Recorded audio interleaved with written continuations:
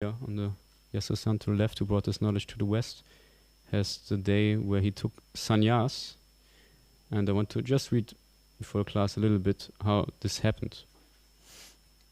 One night, Abbé Srila Prabhupada had a striking dream. The same dream he had several times before, during his days as a householder. Srila Bhaktisiddhanta Saraswati appeared just as Abbé had known him. The tall, scholarly sannyasi coming directly from the spiritual world, from Krishna's personal entourage. He called to Abbé and indicated that he should follow. Repeatedly he called and motioned. He was asking Abbé to take sannyas. Come, he urged, become a sannyasi. Abbé awoke in a state of wonder. He thought of this instruction as another feature of the original instruction Srila Bhaktisiddhanta Saraswati had given him at their first meeting in Calcutta. The same instruction that his spiritual master had later solidified in a letter. Become an English preacher and spread Krishna consciousness throughout the whole Western world. Sannyas was for that end. Otherwise, why would his spiritual master have asked him to accept it? Abbé reasoned that his spiritual master was saying, now take sannyas and you will actually be able to accomplish this mission. Formally, the time was not right. Abbé deliberated cautiously. By accepting sannyas, the Vaishnava dedicates his body, mind and words totally to the service of the Supreme Personality of Godhead, renouncing all other engagements. He was doing that already. Srila Bhaktisiddhanta Saraswati had offered sannyas to his leading disciples so they could continue his mission. They hadn't done it. Preaching in the West had proved perilous even for the Gaudiya Math's most recognized sannyasis. How could he, a mere householder, presume he could succeed where the others had failed? He was hesitant. The helpless, incapable feeling he had expressed in his Viraha Ashtaka was there. But now his spiritual master was beckoning him, over all other considerations, even over natural humility. Now, although he was elderly and alone, the desire to preach, just as his spiritual master had preached, remained within him. A fierce, though sometimes quietly expressed determination. And then a little later, in 1959, he's sitting at the sannyas initiation of his godbrother, and he's written, Abbé sat on a mat of kusha grass besides 90-year-old Sanatana, also to receive sannyas that day. Sitting opposite the two candidates, Narayan Maharaj, Keshav Maharaj's disciple, prepared to conduct a ceremony of mantras and offering of grains and ghee into the fire. And Krishnadas Babaji, Abbé's godbrother, known for sweet singing, played mridanga and sang Vaishnava bhajans, sitting on a raised asana. His Holiness B.P. Keshava Maharaj presided. Since there had been no notice or invitations, only the Math's few residents attended. Narayan Maharaj chanted the required mantras and then sat back silently while B.P. Keshava Maharaj lectured. Then, to everyone's surprise, Keshava Maharaj asked Abbé to speak. Abbé had not expected this. As he looked around at the gatherings of devotees, he understood that the common language was Hindi. Only Keshava Maharaj and a few others spoke English. Yet he knew he must speak in English. After Abbé's speech, each initiate received his sannyas danda, the traditional head-high staff made of 4 bamboo rods, bound together and completely enwrapped in saffron cloth. They were given their sannyas garments, 1 piece of saffron cloth for a dhoti and 1 for a top piece, and 2 strips of cloth for underwear. They also received tulasi neck beads and the sannyas mantra. Keshava Maharaj said that Abbé would now be known as Bhaktivedanta Swami Maharaj, and that Sanatana would be Muni Maharaj. After the ceremony, the 2 new sannyasis posed for a photo, standing on either side of the sannyas guru, who sat in a chair. B.P. Keshava Maharaj didn't impose any strictures on Abbé. He simply encouraged him to go on preaching. Yet Abbé knew that to become A.C. Bhaktivedanta Swami did not mean merely that he was giving up family, home comforts and business. That he had done 5 years ago. Changing from white cloth to saffron cloth, from Abbé Babu to Bhaktivedanta Swami Maharaj, had a special significance. It was only a matter of time before Bhaktivedanta Swami would travel to the West as Bhaktisiddhanta Saraswati had ordained. This was Bhaktivedanta Swami's realization of his new sannyas status.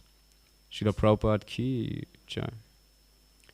Okay, so now we're going to read from the Srimad Bhagavad-Gita as it is, translated also by Srila Prabhupada. Om Namo Bhagavate Vasudevaya.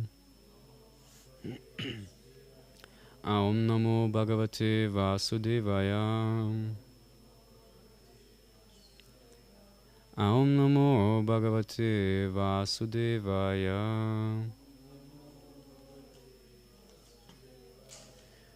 So currently we're in the 16th chapter, demoniac and godly qualities. And this is the last verse of this chapter. It's text 24. Tasmas shastram pramanang te kaya kaya vyavastitao gyatva shastra vidanoktang karma katum ihahasi. Now the word for word translation you can repeat. Tasmat, therefore, shastram, the scriptures, pramanam, evidence, te, your, kaya, duty, akaya, and forbidden activities, vyavastitau, and determining, gyatva, knowing, shastra, of scripture, vidana, the regulations, uktam, as declared, karma, work, katum, do, iha, in this world, ahasi, you should. Translation and purport by His Divine Grace A.C. Bhaktivedanta Swami Srila Prabhupada Ki Jai. One should therefore understand what is duty and what is not duty by the regulations of the scriptures. Knowing such rules and regulations, one should act so that he may gradually be elevated. Purport by Srila Prabhupada. As stated in the 15th chapter, all the rules and regulations of the Vedas are meant for knowing Krishna. If one understands Krishna from the Bhagavad-Gita and becomes situated in Krishna consciousness, engaging himself in devotional service, he has reached the highest perfection of knowledge offered by the Vedic literature. Lord Chaitanya Mahaprabhu made this process very easy. He asked people simply to chant Hare Krishna, Krishna Krishna, Hare Hare, Hare Rama, Rama Rama, Hare Hare, and to engage in the devotional service of the Lord and eat the remnants of foodstuff offered to the deity. One who is directly engaged in all these devotional activities is to be understood as having studied all Vedic literature. He has come to the conclusion perfectly. Of course, for the ordinary persons who are not in Krishna consciousness or who are not engaged in devotional service, what is to be done and what is not to be done must be decided by the injunctions of the Vedas. One should act accordingly, without argument. That is called following the principles of Shastra or scripture. Shastra is without the four principal defects that are visible in the conditioned soul: imperfect senses, the propensity for cheating, certainty of committing mistakes, and certainty of being illusioned. These four principal defects in conditioned life disqualify one from putting forth rules and regulations. Therefore, the rules and regulations as described in the Shastra, being above these defects, are accepted without alteration by all great saints, acharyas and great souls. In India there are many parties of spiritual understanding, generally classified as two, the impersonalist and the personalist. Both of them, however, lead their lives according to the principles of the Vedas. Without following the principles of the scriptures, one cannot elevate himself to the perfectional stage. One who actually therefore understands the purport of the Shastras is considered fortunate. In human society, aversion to the principles of understanding the Supreme Personality of Godhead is the cause of all fall-downs. That is the greatest offense of human life. Therefore, Maya, the material energy of the Supreme Personality of Godhead, is always giving us trouble in the shape of the threefold miseries. This material energy is constituted of the three modes of material nature. One has to raise himself at least to the mode of goodness before the path to understanding the Supreme Lord can be opened. Without raising oneself to the standard of the mode of goodness, one remains in ignorance and passion, which are the cause of demoniac life. Those in the mode of passion and ignorance deride the scriptures, deride the holy men, and deride the proper understanding of the Supreme Personality of Godhead. They disobey the instructions of the spiritual master, and they do not care for the regulations of the scriptures. In spite of feeling the glories of devotional service, they are not attracted. Thus they manufacture their own way of elevation. These are some of the defects of human society which lead to the demoniac status of life. If, however, one is able to be guided by a proper and bona fide spiritual master who can lead one to the path of elevation, to the higher stage, then one's life becomes successful. Thus ends the Bhaktivedanta purpose in the 16th chapter of the Srimad Bhagavad-Gita in the matter of the divine and demoniac natures. Om Ajnana-Timidandasya Yatmanjana Shalakaya Shakshum Nitam Yena Tasmai Shri Gurave Namaha Mukam Karoti Vachalam Pangong Lagaiti Gurumet Kripatamaham Vande Shri Guru Dinataranam Namo Vishnu Padaya Krishna.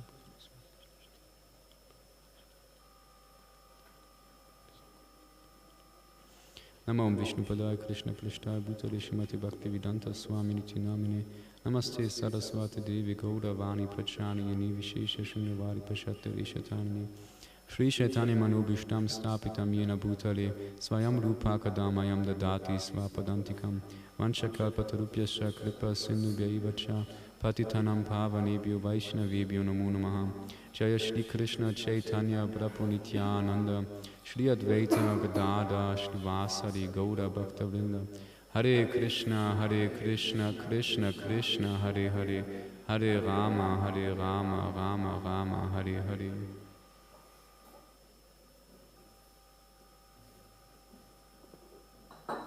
Okay, Hare Krishna, welcome again this evening to the Bhagavad-Gita class. If I first might ask where we are coming from, which city in Germany? Munich. Okay. You're here for the first time in Simhachalam or first time? Okay. You just arrived today, and okay, you staying here also a little bit, or till Sunday? Okay, nice. Very much welcomed, and I hope you can get some information, some knowledge of this class. So yeah, we are at the end of the 16th chapter of the Bhagavad-Gita. Krishna just described godly and demonic qualities, mostly demonic qualities. Actually, in the beginning, the first 4 verses are about the godly qualities, and then he's just talking about the demonic qualities of the materialist. And yeah, Srila Prabhupada writes in his purport that the greatest offense actually of human life is to go against the principles to understand the Supreme Personality of Godhead. Because as the Spirit Soul is said that we travel to 8,400,000 life forms, and only 400,000 of those life forms are actually human beings, and from those 400,000 only half of them are civilized. And we have now this rare opportunity to actually ask questions about the meaning of life. And not only that, it's said that Krishna often, not often, but Krishna appears from time to time, and in this Kali Yuga, in this age of hypocrisy, actually also Lord Chaitanya appeared. So it's a very special age where the Yuga Dharma, the holy name, is revealed, and this happens so rarely, and we have such a rare opportunity. And also in this Kali Yuga, a pure devotee named Srila Prabhupada appeared, Senapati Bhakta, and he traveled all over the world to give every spirit soul the chance to take up Krishna consciousness. And Srila Prabhupada often describes this material world as Dukhalayam, which means full of suffering, and Ashashvatam, which means temporary. And even though we went through so many different life forms and were humiliated very much, the human being still is very much puffed up and thinks himself to be God, as he's trying to enjoy the material nature or control the material nature. But mostly the humans out there, they don't know about the causeless mercy of Srila Prabhupada and his movement, and therefore they are influenced by the sources of demoniac life, which Srila Prabhupada describes here as the modes of passion and ignorance.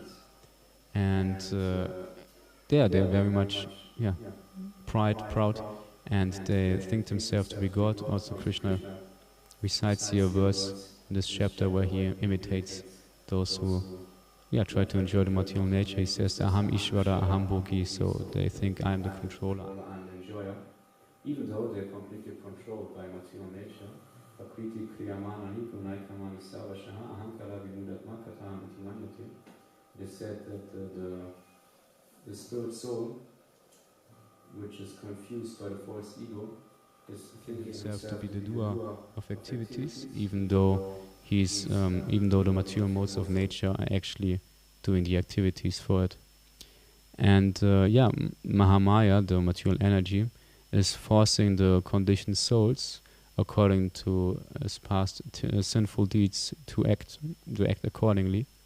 And Mahamaya is always there and whispering in the ear of the conditioned souls that they are so powerful, they're so influential, that he's so great, he's so wonderful, and that he doesn't need anyone, and doesn't need to be subordinate to anyone, and that he can act as he likes because he's actually God.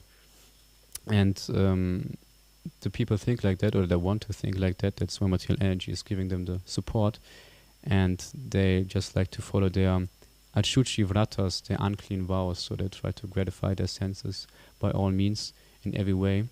And the main thing for them is actually that it feels good, that they have some material pleasure out of it.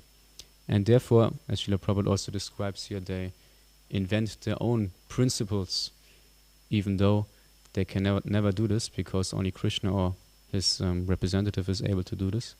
And Pritapu also talked about this in a lecture. He said the three regulative principles, that some might think this might be a better standard for everybody to follow, but this would actually also be way too much for the materialist nowadays to follow even 3 principles. And Srila Prabhupada also explains in this purport why no human being is able to establish their own principles in life, because every spirit soul in this material world is actually conditioned by the 4 defects, and the first one of those is incomplete senses. For example, myself, I cannot even see in distance without these glasses here, and by those incomplete senses, which everybody has, one is sure to commit mistakes, and because of those mistakes, one is sure to be an illusion. So one has some false conception about life, and false conception about the material world or his own body, or who he actually is. And also the tendency is there, because of those mistakes and those false conception, to betray oneself, and also to betray others. And actually this age of Kali is, there's betrayal is actually predominant. It's just the age for that. And this is commonly seen in the material scientists. They have some theories about the creation, about God, about whatever, about material life in general. And as Peter also pointed out, they're trying to find God, the God particle, just to kill God. And they are also the ones oftentimes to insult devotees or insult the Supreme Personality of Godhead by their misconceptions, actually. And sometimes one hears this also on the street, this quote of Friedrich Nietzsche, "God is tot, God is dead." And they often quote this, and actually it's quite interesting. My guru, they've talked about this in one lecture, that this is actually a book by Friedrich Nietzsche, where he talks about, he's talking about critique to the Christianity and Christians in general. And there's one man going to a marketplace, and this man is actually screaming out, "God is dead," but then continues, "God is dead and you have killed him." So he's actually criticizing those so-called saintly people who act religious, or who make their own religious principles. So, but this second part is often not stated at all. And this is actually also very much seen nowadays, not only the material scientists who have this tendency, but also in the religious people nowadays, especially here in the Western world. We know Christianity, or the so-called Christians, and they often also make their own ungodly principles. And this is actually also explained in the Bhagavad-Gita in the 2nd chapter. Yam imam pushpitam vachang pravitantya vipashitaham veda vata rata pata nyat astiti vadinaha. So they are actually bewildered by the flowery words, the pushpam vacham of the Vedas, and they are veda vata rata. I don't know how to translate this exactly in English, but they are just so-called followers of the Vedas, or so-called followers of other religious scriptures. And the Ishopanishad actually states that this is the most dangerous type of spirit, soul, or human being, because those in ignorance, they just gratify their senses somehow. They just live their life, and they create their own destiny. But those people who only seemingly follow religious scriptures, they actually create havoc all over the world and drag people down to hell and also themselves. And that's why Srila Prabhupada, in talks with Christians, he's always stressing this point that Jesus Christ said, "You shall not kill." And why are you then still eating meat? Why are you still trying to gratify your tongue by this very abominable act? And Srila Prabhupada is very much right about this nowadays. Actually, Srila Prabhupada said that they did this so they can actually invent or create more and more slaughterhouses to get more and more money. And this is the grossest, most gross form of ignorance. And actually because of this, because of animal slaughter, there are so many wars on this planet. Like Srila Prabhupada describes here, the threefold miseries. So this is the adibhautika klesha, the miseries which is caused by other living beings, so other human beings.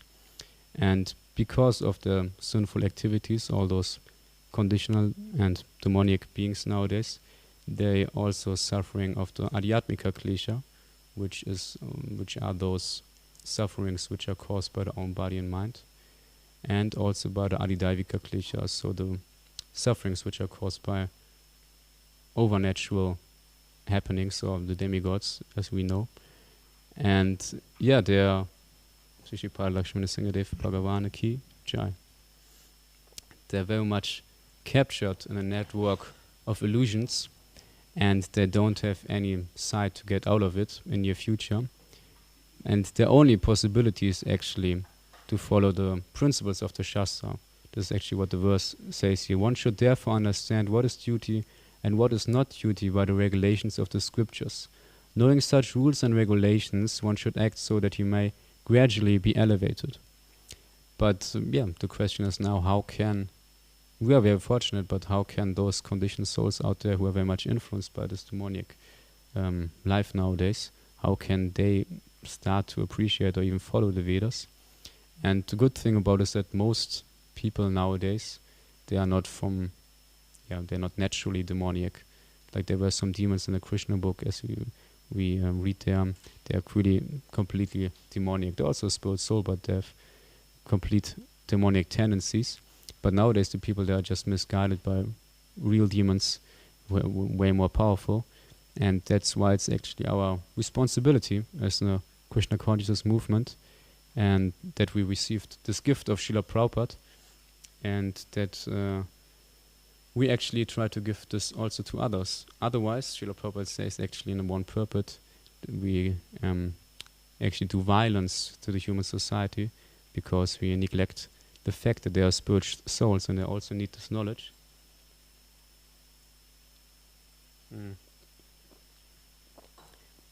And it can be anything, whatever we can do as devotees. May it be prasadam distribution or distribution of holy name and harinam, or distributing books, or even leaving a good impression on a guest or engaging one guest in service, or even just this attitude. This attitude is actually very important, that I want to show my gratefulness to Srila Prabhupada. I want to give something back because I received this great gift. Me as a spirit, so I can be saved from this miserable state of life. And that's why I want to have this attitude, at least, that I want to serve the Srila Prabhupada's mission, Lord Chaitanya's mission, and have this in mind, even if doing some service in the temple in the background, whatever we might do. But if we have this attitude, this really supports and really gives ourselves some strength and mercy, and also others, surely. And everybody can take part in that, and one should not think that this is actually whatever one does, even if it's small or seemingly insignificant or not even seen by others. It's still very important, because Bhagavad-Gita says that nehabi kramo nashosti padatvayo navityatem svalpam api asya damasya trayate mahato bayat. So in this endeavor, there is no loss or diminution, and even a slight advancement on this path can save one from the greatest form of fear. And this greatest form of fear is actually falling down to the lower species of life as a human being. And even if somebody takes just a little morsel of prasadam, or even sees a devotee, touches a book, whatever, he's very much spiritually benefited. So this is very, very important, and actually very, very good and nice to practice. Because I remember also for myself, before I got the science of self-realization on the street, I was very much more influenced by the mode of ignorance, and I also thought I was still so spiritual. Nowadays I also think the same way, but it's getting a little less at least. And also in the temple I was then very much struggling with tamagun, with sleep, laziness. And I had, for example, my alarm clock far inside the room, so I need to stand up to walk there. And I did wake up then. I walked to the clock, I pushed it off, and then I just went a few steps back and right inside back to the bed. And then sometimes I slept until around 9 a.m. and was like, yeah, all glories to Halava. Now I can finally stand up. I was just taking prasadam, and yeah, that was a very difficult time. And even while chanting for I guess like 3 years, I was always chanting walking, and even then I was sometimes falling asleep while walking. It was very, very hard struggle, but I knew what else can one do with one's life, even though it's so tough and suffering. But better to suffer in a temple or in devotional service than outside and for nothing. And it's actually not uncommon that one suffers at the beginning stages of devotional life. I still do, but maybe a little less. And because Srila Prabhupada also describes in this chapter on one purpose that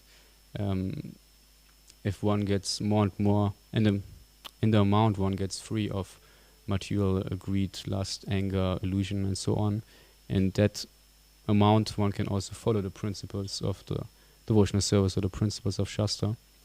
And it's so important that we understand that Shastra is to follow, because Shastra, as I said, it's apurushyam, so it's not man-made, and it's, Srila Prabhupada says here, it's free from the four defects of human life. And we have Shastra to follow, which is always an unshakable, unshakable authority. And we also have the Guru to follow, who is also free from the four defects of humans. And the Guru is said to be all-knowing, and found it quite interesting. We heard in the Nectar of Devotion lately that the definition of all-knowing is actually that Krishna knows the feelings of all living entities. And the spiritual master, he can also know the heart of his disciples, or even by Krishna's mercy, the heart of all living entities. And also we follow the sadhus. The sadhus might not be completely free of the four defects of human life, they might not be completely spiritual, but they are at least more advanced than myself, and they can elevate one to a higher stage where they are at least. And they are more situated in the mode of goodness, and the mode of goodness is the path, or opens the path to understanding the Supreme Lord. And by the association with such more sattvic devotees, we can actually cultivate this mode of goodness, which is the stepping stone to understanding Krishna. And the Upadeshamrita Nectar of Instruction actually describes how we shall act with devotees in general. Dadati pratikrinati guyamakhyati prichati bhunkte bhujayate shaiva shadvidi pritim lakshanam. So it is said that giving prasadam, accepting prasadam, giving gifts and charity, accepting gifts and charity, and opening one's heart or mind confidentially and asking questions confidentially. Those are the 6 kinds of loving exchanges between devotees. And Srila Prabhupada points out that one of the most important principles is the Guyam Akyati Prichati principle, that one should talk and open one's heart and mind to devotees on the same level or more advanced devotees. Normally not necessarily younger devotees, because there's different exchange there normally. And also to ask confidential questions to friends and devotees on the same level or younger devotees to find out what's going on in their spiritual life. And also what is very important is that one should ask, especially the more advanced devotees, questions about spiritual life, about devotional service, to receive this knowledge from them. And everybody needs some mentor. This is also very much known in the material field nowadays. Everybody has like a guru, a mentor, and they all know that for getting a good career, you need someone who's more advanced in this field to get some knowledge from them. And also, which is mandatory in material life, but also in spiritual life, is some good friends, some well-wishing friends who can support us even in difficult times. And Srila Prabhupada describes that in this one purport of Dhruva Maharaj, after Lord Vishnu appeared to him, he's praying one wonderful prayer. I don't know how it goes, but there he is praying to be always in association of pure devotees who always engage in devotional service. Srila Prabhupada describes in this purport that when one thinks that outside of a Vaishnava community like ISKCON to make spiritual advancement, then he is living actually in a hallucination. That's what Srila Prabhupada says there. And I find it quite harsh, but very true. I also saw it myself. I was practicing at home for 1 or 2 years, just for myself, reading a little bit, chanting, and surely the holy name works and it purifies the heart, also in very beginning stages. But when I went in the temple, then I saw first that where my anarthas were more and more, and also the spiritual process is so much faster. And then in the next verse of the Nectar of Instruction, then it is stated how to act with different devotees on different levels. So one should offer obeisances to the one devotee who has received Harinam initiation. And this is also a very important factor. This subtle respect in the Vedic culture is very much practiced, and by that only knowledge can descend down. And another part of this verse is then, and one should faithfully serve the pure devotee is completely free from the tendency to criticize others. And this is surely then the pure devotee, the spiritual master. And also Bhagavad-Gita describes how to approach the spiritual master. That vidi pranipatina, and pranipatina means to approach the spiritual master, and tadvidi means by that knowledge, to receive knowledge. And then paripashnena is asking submissively, and sevaya by rendering service. Upadekshyanti te jnanam, they can initiate you in knowledge. Jnaninas tattva darshinaha, so they self-realize and they are seer of the truth. And this is actually the key to success in spiritual life. And also Nectar of Devotion describes the first 5 steps of spiritual life as approaching a spiritual master, getting instructions of a spiritual master, following the footsteps of the spiritual master, and so on. And one should always be ready to serve the spiritual master, because, as we sing every day, Yasya Prasada Bhagavad Prasado, by his mercy one gets the mercy of the Supreme Lord. Yasya Aprasadam Nagati Kutopi, and if one cannot get his mercy, there's no way to make spiritual progress.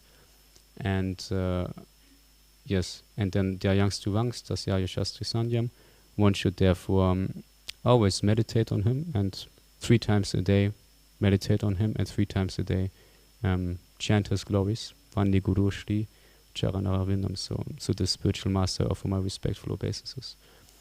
And but it's actually not so simple with the spiritual master. I note for myself, when you're in association with a very advanced devotee sannyasi, then many impurities come up from the heart. They, especially the own spiritual master, he's Balaram, manifestation of Nityananda Prabhu Balaram, and he's there to show you which anarthas you have in the heart and how to purify them, and helps you. But he's also very, very much merciful. The spiritual master is always ready to give knowledge and mercy. And one very important way to please the spiritual master is by the Vani Seva. So the Vapu Seva is the personal service to the spiritual master, like the bodily service, and the Vani Seva is serving his instruction. And that's actually said to be more important. And by that one can always have association with his spiritual master. And by that, by the mercy of the spiritual master, one can then understand what Krishna also says about himself in the Bhagavad-Gita. Savasya Sharam Hridi Sanivishtu. I am the heart, in the heart of every human being, a living being, not only human being. Matasmriti Gyanam Apohanam Cha. And from me, remembrance, knowledge, and forgetfulness comes. Vidaisha Save Aham Eva Vidyo. And what Srila Prabhupada also states here, and the purport that all Vedas are meant to understand Krishna. Vedanta Krit Veda Vid Eva Chaham. And Krishna is the compiler of the Vedanta and the knower of the Vedas. And Krishna is the goal of life. And like Peter Prabhu also quoted the last words of Srila Prabhupada, which I found very inspiring, that to see that there's no other living entity except Krishna. This is called God consciousness. And this is because Krishna is actually the supreme controller. And not only that, he's also the supreme object of our love. And I found some very inspiring part in the Nectar of Devotion. And I would like to read this real quick, because it very much touched my heart. The basic principle of the living condition is that we have a general propensity to love someone. No one can live without loving someone else. This propensity is present in every living being.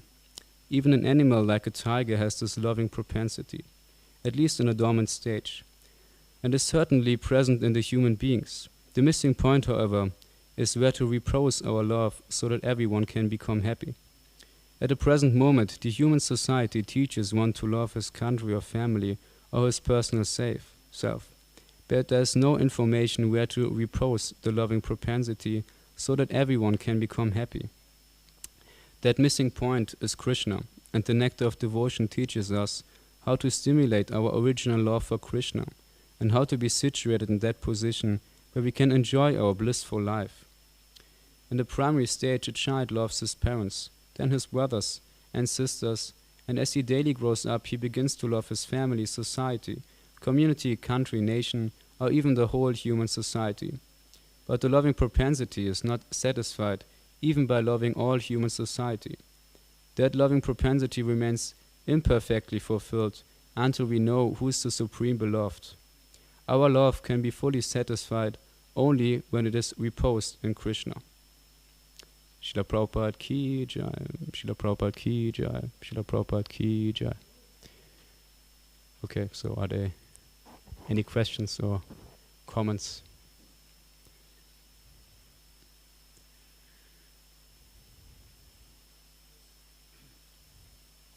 Okay. Yeah, maybe wait for the microphone, just for the live stream. Julian? Ich habe hier geklaut. Okay.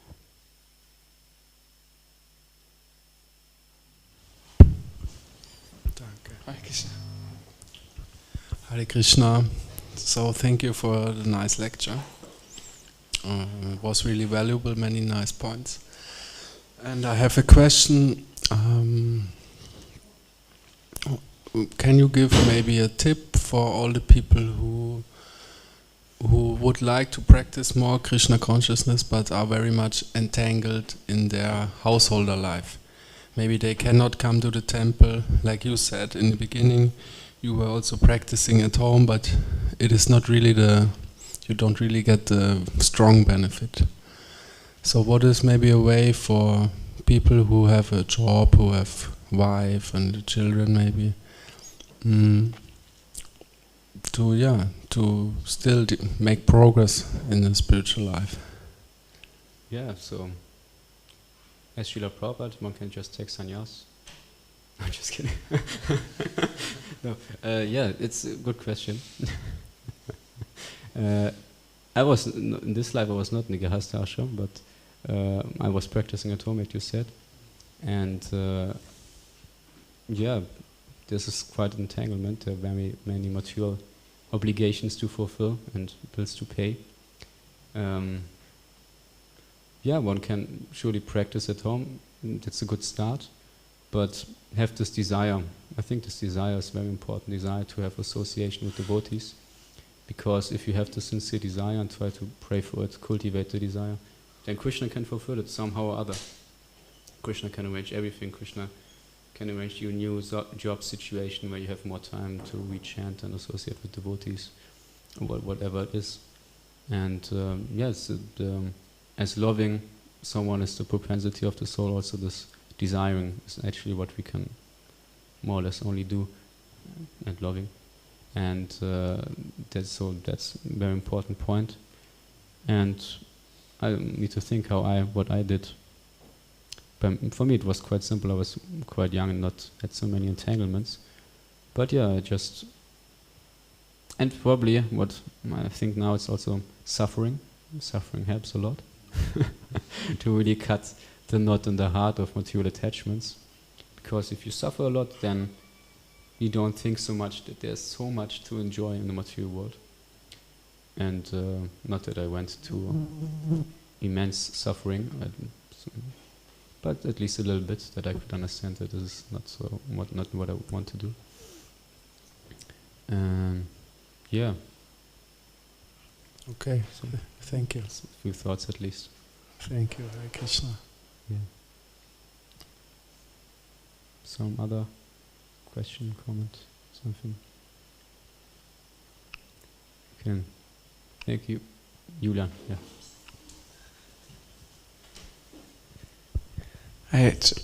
I have one small question regarding the sannyas of Srila Prabhupada. Could you elaborate a little bit why exactly Srila Prabhupada made a decision to take sannyas initiation? As far as I understood what I read also today and in general, especially for preaching, or let's say first of all because his Gurudev appeared in his dream a few times and said to him he should take sannyas. And this is like, yeah, what the Guru says is what Krishna wants. So this is probably the first step, first thing. But then, yeah, the benefits of it was preaching, and that was so.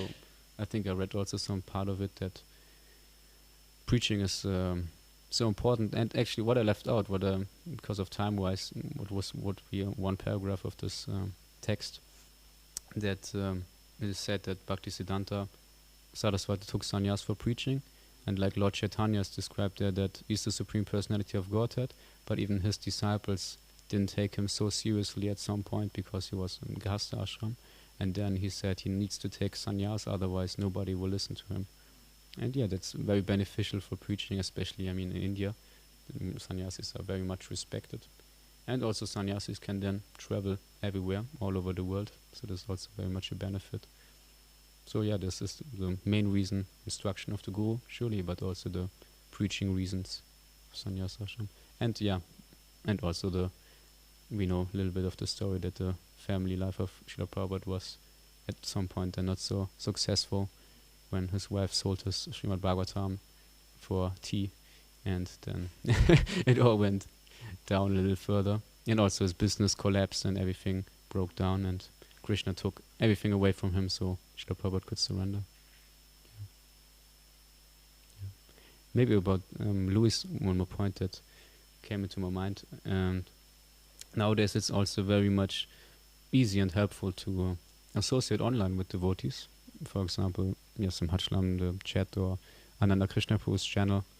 There are many, many devotees there, and even a bhakti club where they talk with each other, write with each other. It's surely not the same as personal association. One should desire really for personal association. But then you can still make devotee friends, even maybe find some more advanced devotee who can guide you in some aspects. So internet can also be very much of a tool for devotional service. Yeah. Okay then. Thank you very much, everybody, for listening. Kantaraj Srimad Bhagavad-Gita ki jai. Srila Prabhupada ki jai.